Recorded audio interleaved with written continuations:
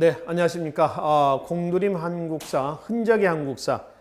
지난 시간에 저희가 조선 후기의 모습 1단원을 살펴봤습니다. 자, 오늘 시간에는 조선 후기 사회 모습의 나머지 부분들을 살펴보기로 하고요. 전근대사의 흔적의 한국사는 마무리를 짓도록 하겠습니다.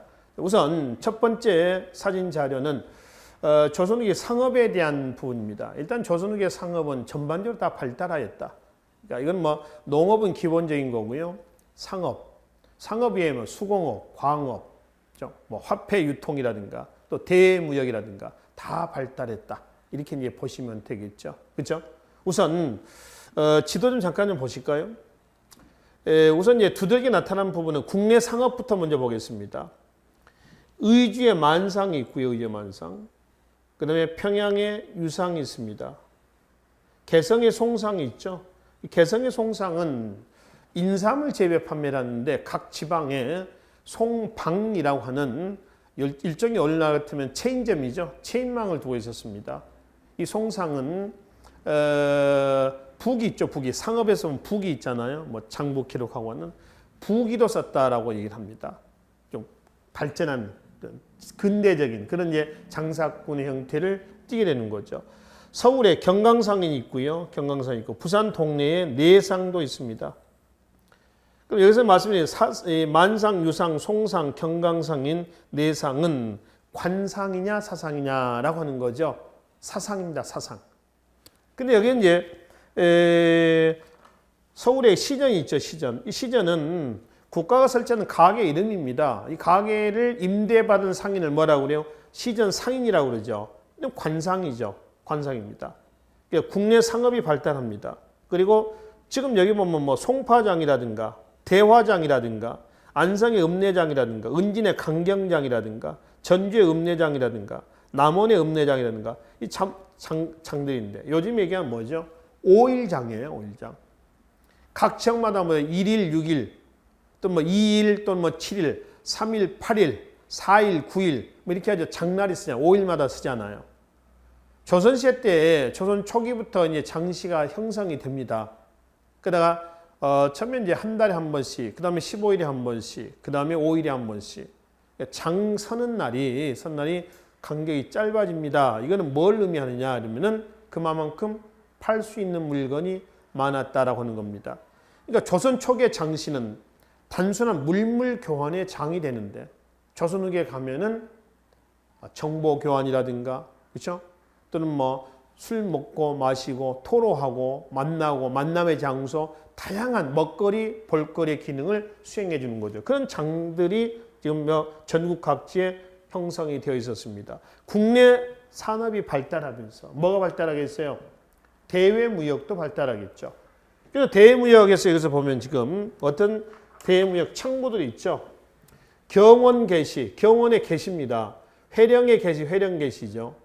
이 두 개를 묶어서 뭐라면 북관 개시라고 그래요. 북관 개시. 참고로 개시 있죠. 개시. 개시자가 붙어 있는 것은 다 지금 얘기하면 공무역입니다. 즉 국가 간의 무역이다 이렇게 보시면 되고요. 반면에 후시가 붙은 게 후시, 책문 후시, 또 중강 후시, 개시의 후시 같이 있죠. 그다음에 외관 후시도 있습니다. 후시는 사무역입니다. 요즘 얘기한다면 밀수 정도로 보시면 됩니다. 밀무역, 밀수 이런 의미가 되는 것이죠. 그래서 이제 경원개시, 회령개시는 청 북쪽에 여기도 이제 중국 청이 되겠죠. 의주에 중강개시하고 중강후시가 있습니다. 이 중강후시가 후시를 단속하기 위해서 단속을 하니까 중강후시가 봉황성의 책문후시라고 합니다. 책문후시를 단속하기 위해서 단련사라고 하는 관리를 보내요. 밀수 좀 감독해라라고 하는 거죠. 근데 단련사 가서 밀수를 감독하기는커녕 그 단련사가 또 밀수를 합니다. 그걸 단련사 후시라고도 합니다. 한편 부산 동래로 가잖아요. 동래로 가면은 외관 개시도 있고 외관 후시도 있습니다. 그러니까 대일 무역이 조선 후기 때 활발하게 진행이 됐다라고 하는 걸 확인해 볼 수가 있습니다. 자, 지난 시간에 바로 앞 강의에서 말씀을 드렸습니다만은 전부 지금 말씀드린 상인들은 누구죠? 사상이다라는 사상. 관상 아닙니다. 지금 만상유상에서 사상들을 얘기하는데요. 사상인데 이 사상들이 막대한 자본을 축적을 해가지고 조선 후기 대규모 매점 매석 상인이었던 뭘로? 물주로 성장하는 겁니다. 물주 성장한다. 이 물주의 성장은 조선 후기 때의 상업에서는 상인 계층의 분화에 영향을 주게 됩니다. 상인들의 계층 분화에 영향을 줬다. 특히 상업뿐만 아니라 도고는 광업에도 광업에서 보면 우리가 조선의 광업에서 바로 앞강에서 말씀드렸습니다만 덕대, 혈주, 노동자 이 팀으로 운영됐죠. 분업에 의한 협업의 형태였는데 그 덕대를 누가 도고가 고용을 해가지고 뭐 금이나 은을 캐게 한단 말이에요. 이런 것도 있고 수공업에서는 영세한 수공업자에게 물건값을 주고 물건의 재료를 사다가 만들어서 나에게 납품해라라고 하는 거죠. 그런 수공업을 뭐라고 했어요? 선대제 수공업이다라고 했습니다. 또 도고는 비단 만상유상 예내를만이 아니라 시전 상인도 도고로 성장한 경우도 있고요. 대동법 실시로 인해서 나타난 특허 상인을 뭐라고 그랬어요? 바로 공인이라고 하죠. 공인. 그 공인들이 여기에 등장하기도 했습니다. 아시겠죠? 도고에 등장이 됐다라고 하는 것이죠. 아시겠죠? 자, 그래서 조선 후기 때 상업은 전반적으로 발달한 이런 양상들을 내보이고 있었다라고 하는 것이죠. 한편 상업의 발달과 지방의 장시가 확대가 되잖아요. 잠깐 앞에서 말씀드렸습니다만 고려시대 때도 장시의 모태가 된 어떤 그 판이 형성이 되어 있었습니다. 조선 초기에 가면은 전라도 쪽에서 흉년계 물물 교환해 먹어라 해서 한 달에 한 번씩 이 장이 서는 것을 허용을 했었어요. 특히 이제 전라남도 지금 영산강, 뭐 나주, 영산포 이쪽이 되겠습니다. 그러나 이제 농업 생산량이 늘어나겠죠. 팔 수 있는 물건이 많아요. 그래서 15일에 한 번씩 땡겨져 장이. 그러다가 5일에 한 번씩 땡겨지는 겁니다. 이 장시를 무대로 활동했던 상인들 뭐라고 하냐면은 바로 보세요. 저기 보부상입니다. 이게 이제 보부상의 그 모습인데, 보부상 모습인데요. 이 보부상은 보상과 부상으로 나눠집니다. 보상과 부상이에요. 보상은 등짐 장수인 부상과는 달리 보찜 장수를 보상이라고 그래요. 그러니까 보찜 장수는 머리에 고가의 물건을 머리에 이고 다니면서 파는 상인입니다. 그런데 부상은 저가의 물건을 등에 짊어지고 다니는 상인이에요. 그럼 여기 사진에 나와 있는 이 사람은 보상인 것 같아요? 아니면 부상인 것 같아요? 보상이죠. 아니 부상이죠. 값싼 물건들을 이거 지게라고 그러죠. 지게에다 짊어지고 다니는 그런 상인들입니다. 그러니 보상 반대로 값비싼 물건을 머리에 이고 다니면서 사는 상인이다. 그런데 이 보부상은 관상이냐, 즉 관어 행상단이냐, 아니면 사상이냐 이 얘기입니다. 자, 보부상은 관상입니다. 사상 아닙니다. 관상이다. 이렇게 성격을 구분을 분명히 해 두실 필요가 있습니다. 아시겠죠? 조선기 장시를 무대로 활동했던 상인들 이렇게 얘기를 하시면 되겠습니다. 자, 한편 이 자료는 풍속화인데요. 김홍도의 18세기 자리짝이라고 하는 그러한 풍속화입니다. 자, 우리가 여기서 조선기의 풍속화가 그러면은 김홍도하고요. 빼놓을 수 없는 인물이 누구죠? 해원, 신윤복입니다. 단원, 김홍도, 해원, 신윤복 이렇죠. 둘 다 풍속화인데 김홍도는 주로 이제 서민의 애환, 김홍도는 양반이라든가 부녀자들의 모습을 아주 디테일하게 담고 있습니다. 여기서 이제 김홍도의 서민들을 대상으로 했었던 김홍도의 작품의 특징은 배경산수가 있느냐 없느냐 없습니다.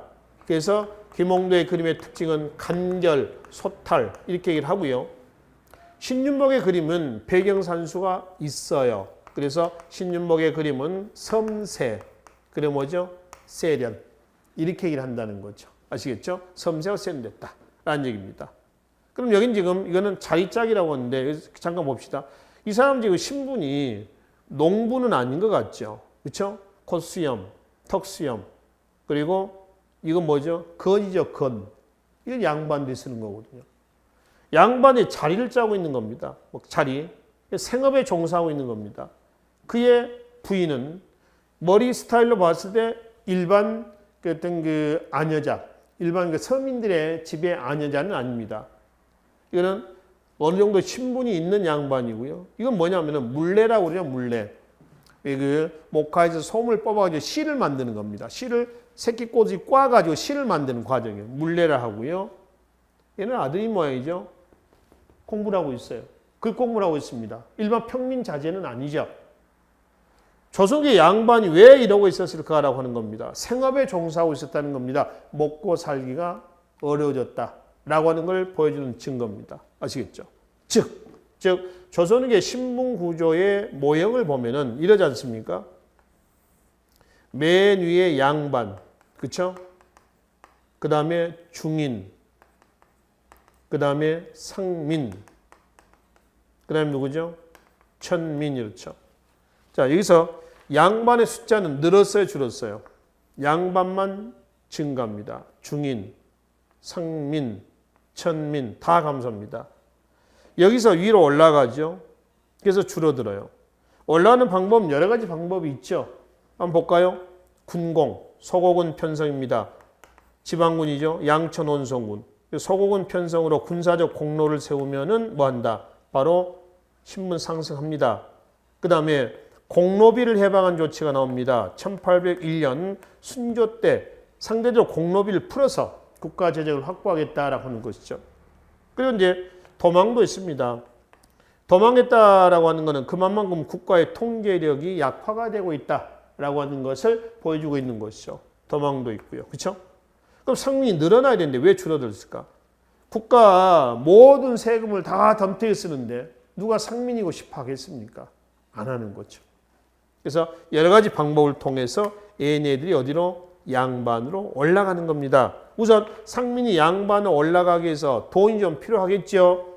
조선후기 농업에서 광작과 상업에서의 바로 앞에 도고를 통해 가지고 일단 경제적인 부를 축적합니다. 조선후기의 경제 구조의 변화는 경제 문제에서 그치는 것이 아니라 신분제 변동에도 영향을 준다. 이렇게 얘기를 하죠.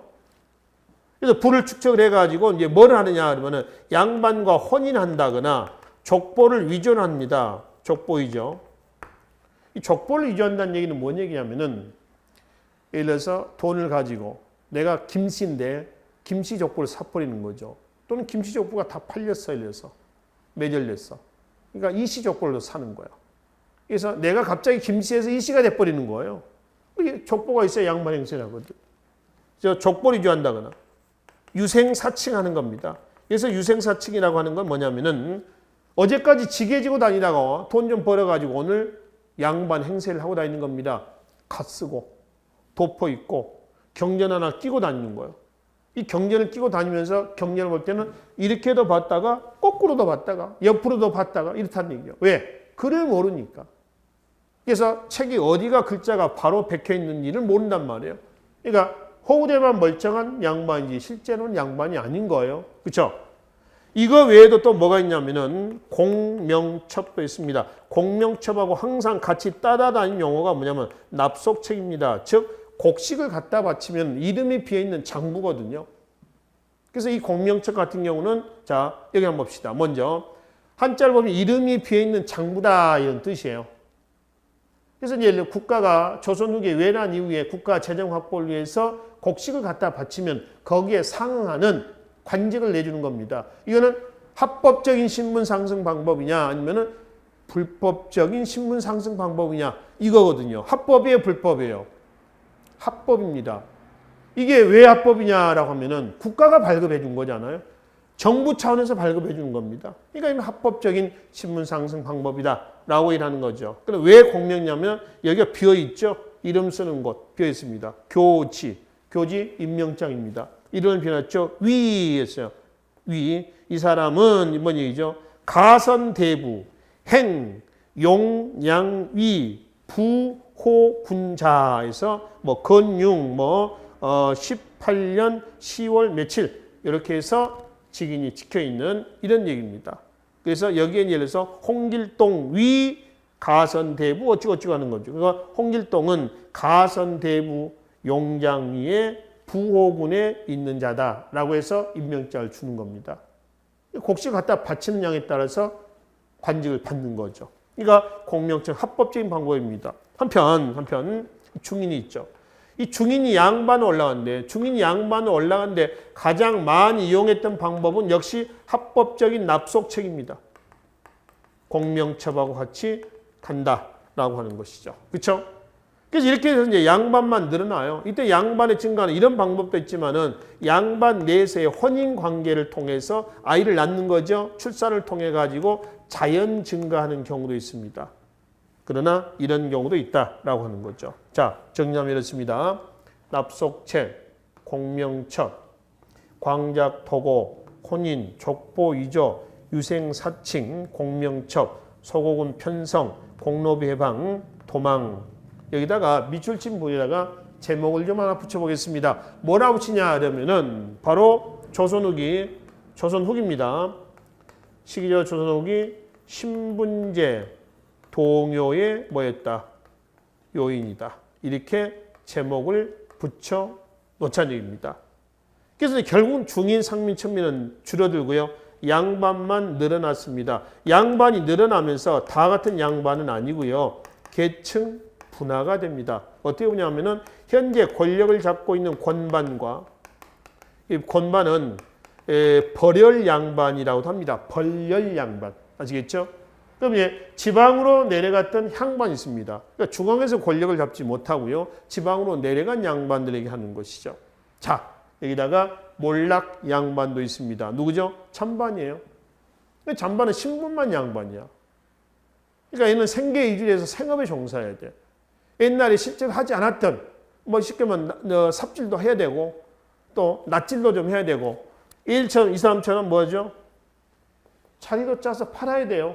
밤새 팔아 만들어서. 안 그러면 다 굶어 죽는데. 또 부인은 뭐라고 써요? 실을 뽑고 있잖아요. 열심히 또 실 만들어 또 팔아야지. 먹고 살기 위해서. 또 얘는 또 뭐라고 했냐면 서당을 요즘 같으면 조금만 이제 보습하거나 차린 거죠. 서당을 맺놓고 훈장을 통해 훈장하는 거죠. 그런 아니까 가르쳐요. 그래서 이제 요즘 같으면 학원비를 받아가지고 이제 먹고 산다거나 이런 것도 있고. 또 조선후기에 과거 제도가 문란일 때는 과거 답안지도 대신 써줍니다. 요즘 같은 고도의 컨닝술이 굉장히 발달했습니다. 문제를 빼가지고요. 밖에서 과거장 밖에서 요즘 시험장 밖에서 답안지를 써줘요. 답안지를. 또 응시생 중에서 아주 악필인 경우가 있습니다. 글씨를 못 쓰는 경우가 있어요. 머리는 아주 비상한데 글씨 사체가 안 좋아. 그래서 과거장에 들어갔던 사람이 답안지를 작성을 해. 거의 졸필이죠. 그 답안지를 밖으로 빼내요. 그래서 밖에서 기다리고 있다가 글씨 잘 쓰는 양반이 그 답안지를 옮겨 써주는 거야. 대필해 주는 거예요. 그래서 그 답안지를 또 집어넣어줘 안으로. 그러면 완벽한 어떤 그 하나의 환상팀이 만들어진 거 아니에요? 그렇죠? 이 정도 글씨라고 한다면은 저도 과거장에 가서 대필해도 될 것 같습니까? 물론 잘 쓰는 글씨는 아닙니다만은 그래도 못 쓰는 글씨는 아니죠. 그렇죠? 응원 좀 해주십시오. 자, 그래서 지금 자리를 짜고 있는 이 사람의 신분은 양반인데 뭐다? 찬반이다. 동양화는요, 우리가 읽는다라고 얘기를 하고요. 서양화는 보는 겁니다. 감상하는 거예요. 동양화는 읽는다라고 하는 것은 동양화에는 스토리가 담겨져 있습니다. 지금 보면은 얘는 자세히 보면 얘는 천진난만합니다. 지금 우리 가게가 엄마 아빠의 마음을 모르고 있어요. 정말 해맑게 책이나 보고 있자.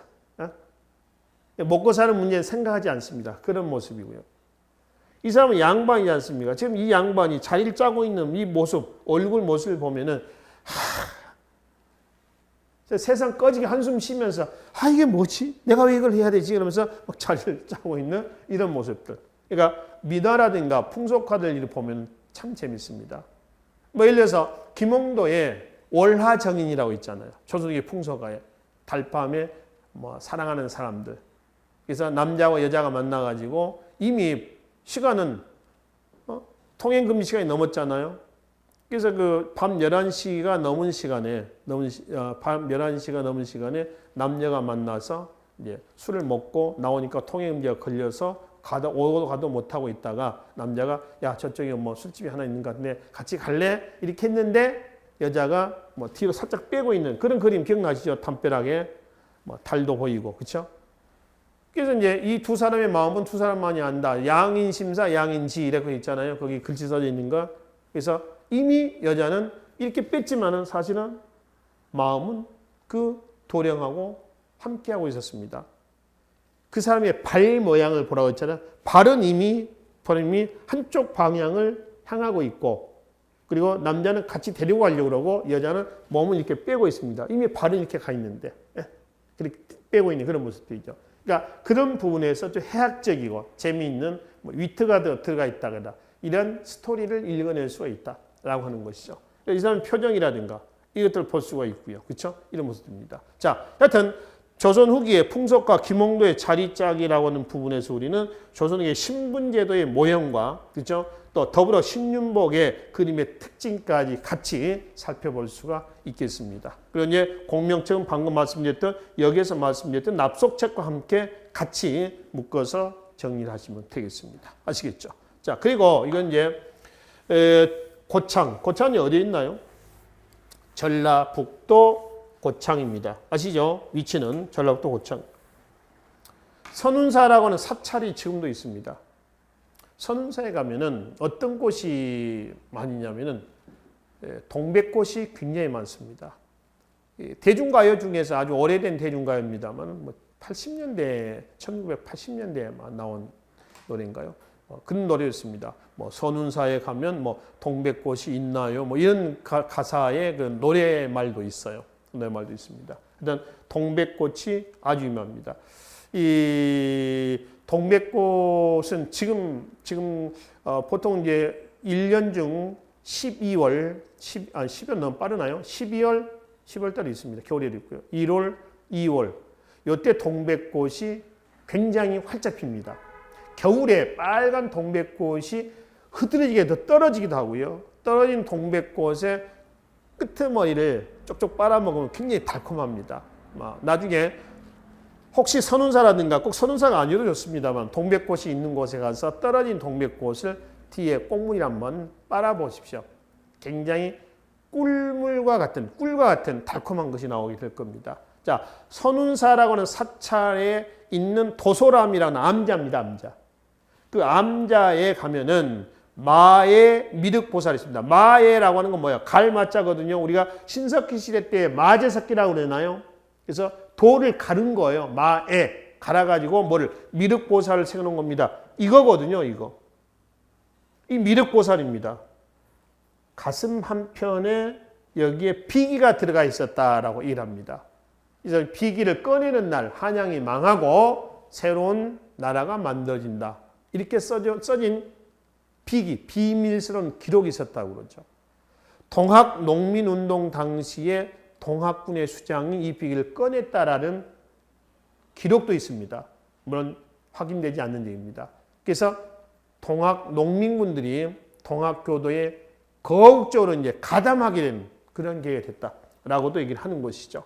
자, 여기서 우리가 볼 분은 미륵이라고 하는 이 사람에 대해서 살펴보려는 겁니다. 불교는 현세적인 종교예요. 부처는 현재에 있어서 현세 중생을 구제하는 신입니다. 부처가 죽고 56억 7천만 년 후에는 미륵이 출현한다고 그래요. 우리가 말세, 기독교에서는 그러잖아요. 말세에 하나님이 나온다. 하나님이 재림한다 그러죠. 그렇죠? 그렇지 불교에서는 말세에 세상이 어수선할 때 미륵이 출현해서 그 중생을 구제한다 라고 일합니다. 그럼 지금 현재 미륵은 어디에 있느냐라고 하는 거죠. 부처님이 죽은 지 아직 56억 7천만 년이 안 됐으니까 지금은 도솔천에 있다. 도솔천이라고 하는 것은 기독교에서 하면 천국이에요. 천국. 거기서 부지런히 지금 수련하고 있는 겁니다. 그리고 56억 7천만 년. 이 시기는 꼭 56억 7천만 년이라는 시기를 얘기하는 건 아니고 먼 훗날이라고 하는 그런 거지 정확한 시점을 얘기하는 건 아니에요. 그렇죠? 그래서 그때 이제 등장한다는 거예요. 그래서 미륵이 유행했다. 미륵불이 나왔다. 미륵보살이 나왔다라고 하는 것은 그 당시 상황이 안정된 사회였느냐 아니면 안정되지 않는 사회였냐 이거거든요. 어땠을 것 같아요? 이건 안정되지 않은 거죠. 불안한 상황입니다. 그러니까 왜 요즘 같은 경우도 그러잖아요. 아주 혼란한 시기에 신흥 종교들이 많이 나오잖아요. 그 신흥 종교들, 그런 종교들이 나와가지고 뭐 엉뚱한 방향으로 종교적인 외적인 부분으로 흘러가지 않습니까? 그런 것들이 많이 나온다는 거죠. 그래서 미륵이 나왔었던 시기는 어수선한 시기입니다. 9세기 후반 신라 말이라든가 후상우 시대입니다. 지금 여기는 세도 정치 시기예요. 19세기. 그러니까 삼정문란으로 해서 민중들이 얼마나 허덕이고 얼마나 지배층부터 수탈을 당했는가라고 하는 겁니다. 그러한 민중들이 쉽게 빠질 수 있는 것이 그런 종교가 미륵 불교예요. 금방 뭐가 나올 것이다. 그분이 만약에 나온다면 지금 너네들은 다 구원받을 것이다. 이런 얘기입니다. 그래서 이런 사상, 이런 신앙이 나왔다라고 하면은 이 시기 때 상황은 굉장히 어수선했었다라고 이제 보는 것이죠. 자, 관련해가지고 이좀 봅시다. 19세기 농민 항쟁입니다. 19세기 그러면은 봐봐요. 순정, 헌정, 철정, 3대 63년입니다. 3대 63년. 아시겠죠? 그래서 이제 안동김씨, 풍양교씨, 여기는 뭐죠? 다시 안동김씨예요. 그죠? 요 시기 때 세도 정치 때에 민생과 관련해가지고 가장 대표적인 폐단이 삼정문란 아닙니까? 그래서 삼정이다라고 하면 뭘 얘기를 하죠? 전정, 군정, 환곡입니다. 전정은 토지에서 걷어들이는 세금 문제입니다. 너무 과다하게 세금을 걷어들이는 거죠. 군정, 군역의 문제입니다. 물론 영조 때에 균역법이 실시가 됐다라고 하지만은 균역법도 외형상 피지배층에게는 그럴듯하게 보이지만 사실 균역법의 뚜껑을 열어보면은 양반 지주는 또 그대로 빠져버립니다. 개인들에게 부과해 있었던 모든 세금들이 뭐 결작이라든가 선무궁감포라든가 이런 세금들이 농민에게 전가가 되는 거죠. 떠넘기는 겁니다. 그럼 농민들이 지주나 양반한테 야 이거 법대로 하면 니네를 내는 거 아니냐? 왜 나한테 내느냐? 부과하느냐? 나한테 왜 떠미냐? 이렇게 저항하겠습니까? 못하는 거죠. 그러니까 농민의 부담은 여전합니다. 그게 계속 이어지는 거죠. 환곡. 이거는 뭐죠? 요즘의 사채입니다. 사채. 고리대화되면서 나타난 문제이죠. 제가 기본 이론 강의 때 가끔 말씀을 드렸습니다만은 여러분들 사채는 절대 쓰시면 안 됩니다. 사채. 아시겠죠? 그게 단돈 10,000원이건 10만 원이건 절대 쓰지 마세요. 사채 한번 잘못 쓰면요. 그러니까 원곡, 그러니까 원 금액을 초과해 버립니다. 요즘에 그 지하철에 다니다 보면은 소액 결제 가지고요. 조그만 명함 같은 게 이렇게 있잖아요. 그죠? 그럼 보셨죠? 5만 원, 뭐 7만 원, 10만 원, 뭐 이런 돈들입니다. 물론 크면 크고요. 작으면 작은 돈입니다. 근데 쉽게 돈을 빌릴 수가 있는 거죠. 휴대폰 요금에 들어가 버립니다. 그러면은 5만 원을 빌렸습니다. 이 5만 원을 빌렸으면요. 5만 원을 그냥 다 주는 건 아니고 저도 빌려보진 않았습니다. 제가 아는 범위에서 말씀드리면 이렇습니다. 꺾기를 하죠. 다시 말해 선이자를 뗍니다. 그래서 예를 들어서 4만 원을 빌려준 걸로 하고요. 만 원은 지네들이 이자로 먼저 뜯어가는 거죠. 선이자죠. 선이자. 선이자입니다. 그럼 결국 손해 진 건 4만 원이에요. 예를 들어 이제 갚는 날짜가 일러서 뭐 일주일이다. 일주일 안에 갚아야 하는데 못 갚으면은 하루에 복리이자로 이자의 이자, 복리이자로 계속 이자가 늘어납니다. 그러다 보면은 5만 원이라고 하는 돈은 나중에 50만 원이 되고요. 500만 원이 되기도 합니다. 가끔 신문에 보면은 100만 원을 빌렸는데 이자가 뭐 이자까지 해서 1000만 원이 됐다라고 하는 그런 부분도 있습니다. 고리되거든요. 사채입니다. 거기 한번 들어가면 헤어나질 못합니다. 빠져나올 수가 없어요. 그러니까 절대 사채는 쓰지 마시라는 얘기입니다. 그게 조선시대의 뭐예요? 환곡이에요. 환곡. 아시겠죠? 삼정유에서 가장 문란했던 것이 뭐냐? 환곡입니다. 쌀 한 바가지 빌려줍니다. 이자까지 나중에 쌀 5바가지, 10바가지, 쌀 100바가지 이렇게 내라고 하는 거죠. 그러니까 민생 파탄이에요, 파탄. 이런 상황 속에서 민중들은 저항을 합니다. 소극적인 저항부터 하죠. 뭐 거세, 항조, 조세 저항입니다. 세금 납부 거부죠. 또는 뭐 깊은 산 속으로 들어가 버린다거나 또는 유랑민이 돼버리 유망화된다거나 이것도 안 되니까 이제 적극적인 방법으로 저항을 하는 겁니다.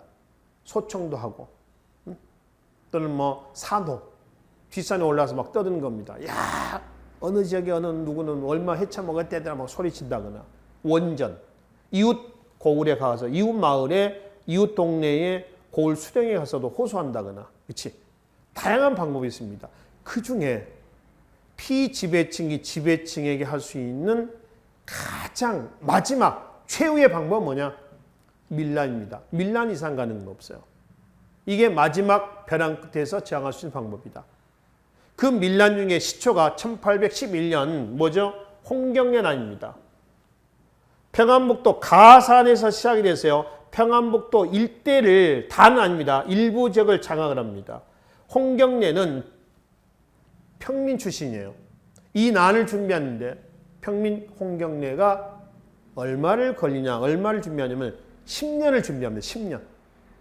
10년을 준비하는데 이 난은 5개월 만에 끝나버렸어요. 너무 험하게 끝나버렸습니다. 진압이 됐어요. 누구 때요? 순조 때입니다. 순조 때. 순조 11년, 1811년이에요. 그러니까 순조 다음에 누가 나오죠? 헌종이 나옵니다. 안동 김씨에서 풍양조씨로 넘어가죠. 다시 안동 김씨로 넘어옵니다. 철종이 나오는 거죠. 철종대 때 가면은 바로 진주 밀란, 흔히 얘기하는 진주 밀란입니다. 이 진주 밀란은 사실 진주 위에 단성이라고 하는 것입니다. 단성과 산청군 단성면입니다. 진주가 같이 경계에 붙어 있는 곳이에요. 단성에서 밀란이 일어나요. 진압이 됩니다. 바로 옆에 진주로 확산이 됩니다. 그래서 진주 목사, 진주 지주, 토호들 이 세력들의 수탈했다는 진주민들의 저항입니다. 머리에 흰색 두건을 샀다. 그래서 뭐라고 그래요? 백건당이 아니라 이렇게 얘기를 합니다. 물론 진압이 됩니다. 지금 여기에 표시가 되어 있는 곳 있잖아요. 전국에 특히 삼남지방에 집중되어 있죠. 이게 거의 언제 때 일어난 거냐 하면 1800 몇 년, 62년입니다. 1862년이 간지론 임술년이에요. 그래서 이때 일어났던 밀란을 싸잡아서 뭐라고 하냐면 임술밀란이다. 이렇게 얘기를 한다는 거죠. 임술밀란이다. 전부 다 어땠어요? 실패로 끝났습니다. 이때 동시다발적으로 일어난 건 아니고요. 그래서 여기서 일어났으면 여러 진압이 됐죠. 옆으로 갑니다. 진압됩니다. 또 옆 동네로 갑니다. 진압됩니다. 옆 동네로 갑니다. 진압되죠. 이런 식으로 해가지고 확산이 돼 나가는 거죠. 계속.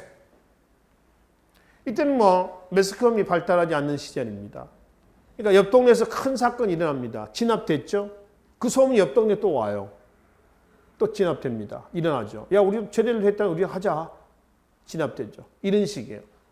비록 다 실패로 끝났지만은 나중에 이 밀란은 1890년대 때 동학이라고 하는 사상과 연계가 돼서 1894년 2월 동학 농민운동으로 발전할 수 있는 밑거름이 됐었던 거죠.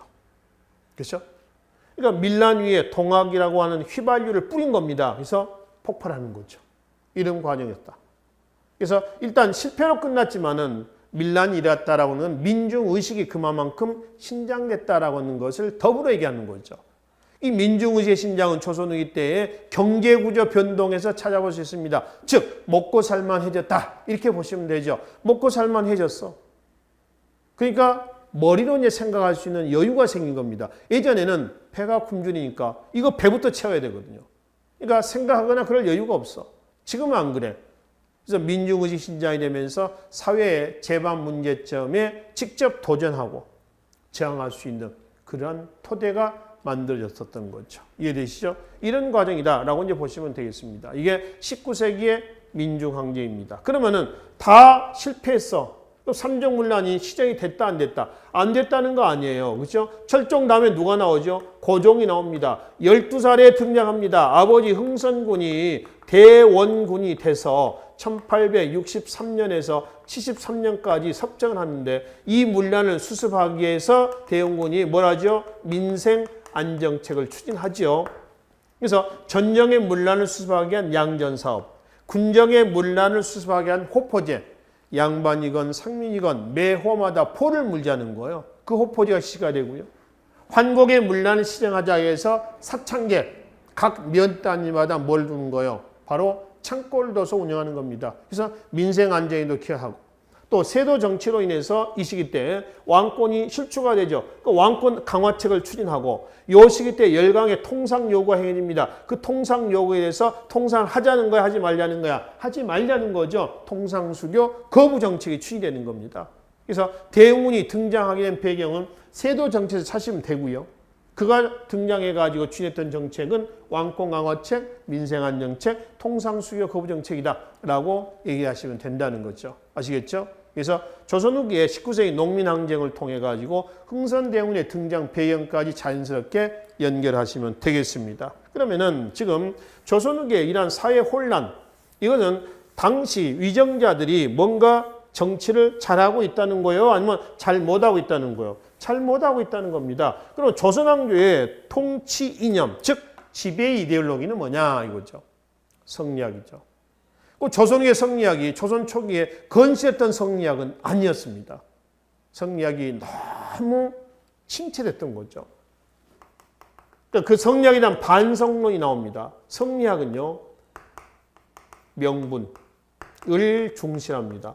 오로지 명분이에요. 명분은 이거죠. 명분입니다. 그 이름에 따라서 해야 할 일이 있다라고 하는 거죠. 직분이 있다. 명분이에요. 양반은 양반대로, 상민은 상민대로 해야 할 일이 있다. 이런 뜻이거든요. 그 명분에 맞으면 하고요. 명분에 맞지 않으면 하지 않습니다. 그래서 성리학을 선치, 먼저 알고 그 알미 명분에 맞으면 한다. 후행입니다. 선지 후행의 학문이다. 그래서 성리학은 껍데기만의 학문이다. 그래서 허지학이다. 이렇게 합니다. 허지학, 껍데기만의 학문이다. 그러니까 성리학이 제대로 제 기능을 수행하고 있지 못하고 있다라고 하는 것을 보여준다라는 거죠. 그죠? 그래서 성리학의 문제점이 노출이 되자 여기에 따른 반발로 양명학이 나옵니다. 실학도 나옵니다. 이 양명은 우리나라 게 아닙니다. 중국 겁니다. 물론 성리학도 중국 거죠. 중국 명나라 때 왕수인의 호가 왕수인의 호가 양명인데요. 이 사람이 호를 따서 양명학이라고 그래요. 그 양명학은 성리학이 명분을 강조했다고 그러죠. 그 양명은 뭐냐? 실천을 강조합니다. 실천. 행하는 거죠. 행하는 거. 그래서 선지, 후행이 아니라 뭐죠? 지, 행, 합, 일입니다. 아는 것과 행하는 것이 합일. 일치가 돼야 한다. 일치가 되지 않는 알면 알미 아니다. 이런 얘기거든요. 실학도 마찬가지입니다. 이 실학은 그 당시에 실학이라는 용어는 없습니다. 현실 개혁의 학문이다. 그래서 뭐라고 그래요? 실지학이다. 그건 곧 허지학에 대한 반대죠. 그러니까 양명학과 실학의 등장은 성리학이 제대로 제 기능을 수행하고 있지 못하고 있다. 이걸 보여주는 자료입니다. 이 양명학이 우리나라에 들어온 것은요. 16세기 때입니다. 중종대 때요. 양명학의 경전을 뭐라 하냐면 보세요. 전습록이라고 그래요. 16세기 중반에 전습록이 들어왔을 때 16세기 중반은 성리학적인 사상이 바닥에 깔려있던 시기입니다. 특히 이황, 이이 등의 활동이 있었던 시기 아닙니까? 근데 이황 이 책을 읽고 쓴 책이 있어요. 그게 전습록편이라고 하는 책입니다. 여기에서 왕수인, 즉 왕양명이라고 하는 사람을 광자다라고 하면서 비판합니다. 광자, 미친놈이다 이거죠. 여기서 미친놈의 광자, 미칠 광자입니다. 미친놈이다라고 하는 것은 머리가 헷가닥 돌았다 이게 아니고 요즘 얘기를 한다면 이상주의자입니다. 어떤 사람들 이상주의자라고 그래요? 뜻은 높은데 실천할 능력이 없는 사람이야. 조금 폄하해서 얘기한다면은 할 깜도 안 되는데 이거 할 깜도 안 돼. 입만 살아가지고 그러고 다니는 그런 사람들. 이렇게 이제 폄하를 합니다. 그리고 성리학의 대가였던 이황이 양명학을 만들었던 왕수인을 깔아뭉개는데 누가 감히 대놓고 하겠습니까? 그러니까 겉으로는 성리학을 추구하면서 속으로는 양명학을 추구하는 사람들이 많았었어요. 이 시기 때. 그러면 이 양명을 언제 때 와가지고 집대성했냐면은 18세기에 누구죠?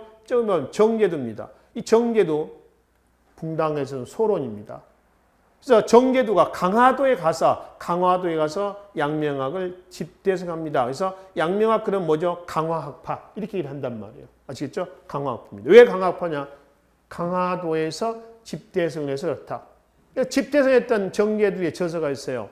존언 또 만물일체설. 존언과 만물일체설이라는 저서를 통해서 양명학을 집대성했습니다. 정제두의 호가 뭐냐면 하곡입니다. 하곡. 이거 하곡집 그러면 이제 정제두가 양명학을 집대성해 놓은 내용을 써놓은 책이에요. 이 하곡이라고 하는 지명은 정제두가 강화도로 이주를 해가지고요. 강화도에 살았는데 정제두가 살았던 마을 이름이 하곡입니다. 그래서 호를 하곡이다. 이렇게 이제 얘기를 했었습니다. 그 양명학은 실천을 강조했던 양명학은 나중에 또 어디로 가냐면 한말 국학자들에게 영향을 줍니다. 여러분들 한말 국학자 중에서 양명학에 영향을 받았던 대표적인 사람이 하나 있어요. 백암 박은식입니다. 대표적인 성리학자거든요. 한국 통사, 한국 독립운동 지열사를 썼던 사람이거든요. 이 백암 박은식이 1882년에 나이가 40이 되는데요. 이모군란이 터졌을 때 지방으로 갔다가 다시 서울로 돌아와서 이때부터 사상이 바뀝니다. 원래 어렸을 때부터 주자의 영정을 집에다가 그래가지고 본인이 붙여놓고 매일 아침 물을 떠놓고 매일 아침 절을 합니다. 주자학, 성리학이 이 세상에 유일한 것이다. 했는데 이모군란을 겪으면서 성리학, 이건 문제가 있다. 실천성이 결여가 됐다. 이렇게 하면서 양명학을 받아들이고 실천성이 결여가 됐던 성리학을 비판하면서 쓴 책이 하나 있죠. 그 책이 뭔가요? 유교 구신론이에요. 현실을 직시한 거죠.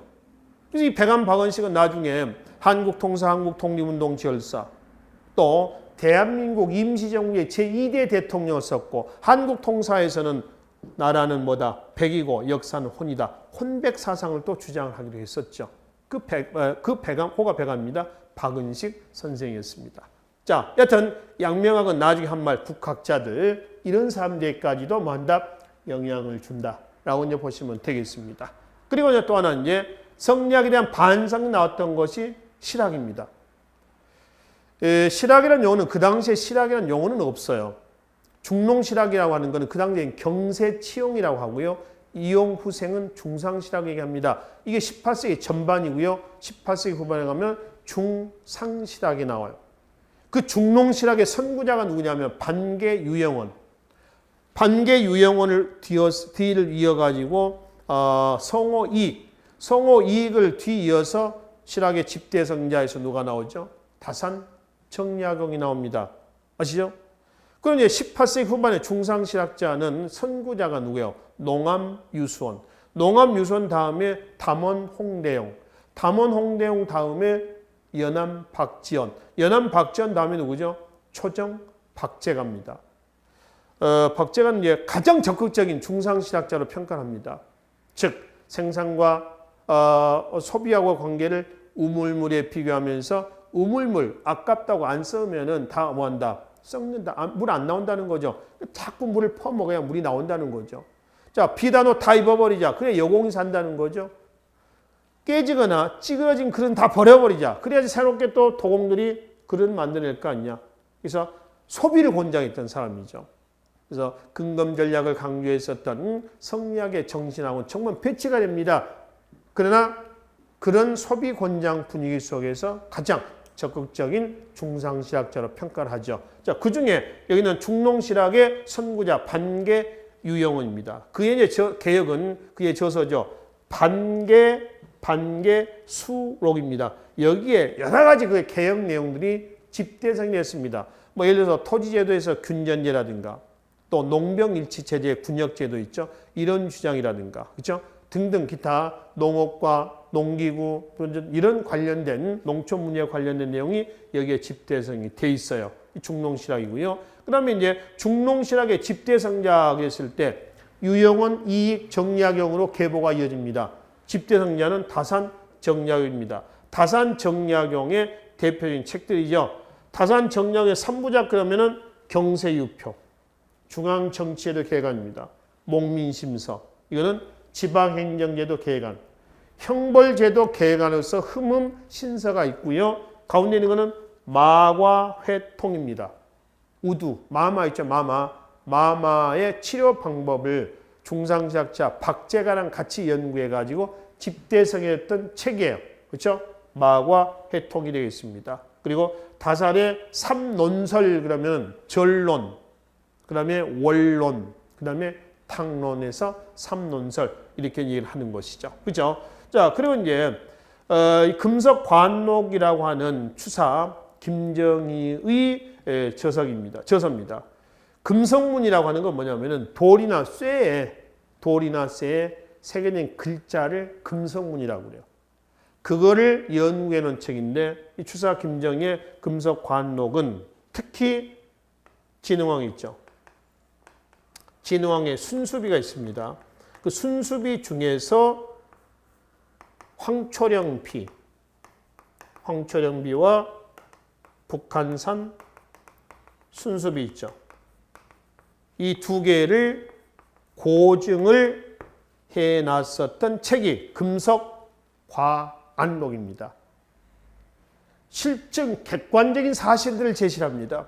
그래서 실증적이고 객관적인 사실을 제시하면서 있는 그대로, 그래서 이건 청나라 유학이었던 고증학의 영향을 받죠.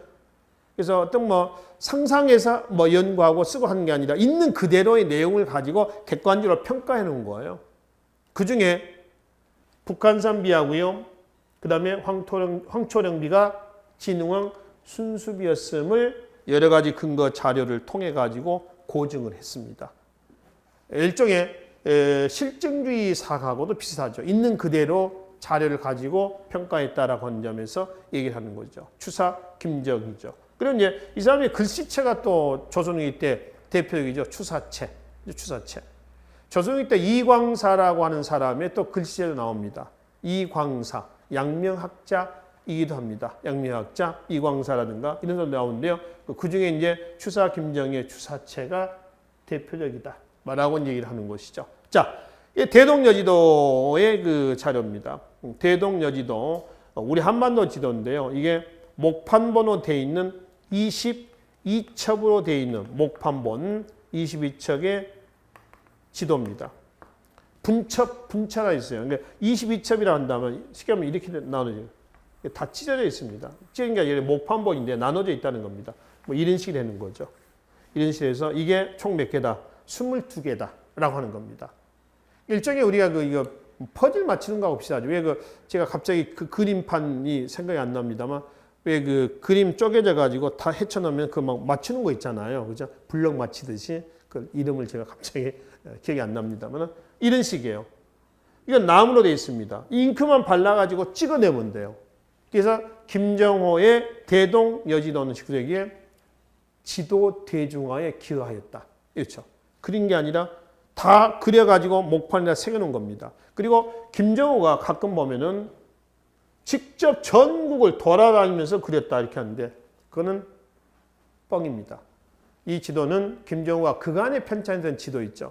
그거를 전부 취합을 해가지고 그린 지도이지 직접 발품을 파가지고 본인이 돌아다니면서 만든 지도는 아니다라고 하는 거죠. 그래서 일단 지도 대중화에 기여했다라고 하는 점은 목판본에서 그렇습니다. 잉크를 발라서 찍어내면 된다라고 하는 거죠. 아시겠죠? 또 하나, 이 지도는 심리마다 눈금을 이렇게 여기까지 여기까지 눈금을 표기해놨습니다. 그래서 거리를 알 수 있게끔, 이거 심리, 이 눈금을 여기까지 심리, 예를 들어서 10년 4km 아닙니까? 이런 식으로 해가지고 심리마다 눈금을 찍어놔서 거리를 알 수 있게 표기했다라고 하는 그 두 가지 의의를 어디다가 고산자 김정호의 대동여지도에다가 부여를 할 수가 있겠습니다. 아시겠죠? 자, 그래서 이 시간까지 지난 시간에 조선 후기의 사회의 모습 못다한 나머지 내용들을 마무리하겠습니다. 말씀드렸듯이 여기까지가 전근대 사회에서 우리가 각종 자료 또는 사진 등을 통해서 살펴볼 수가 있고요.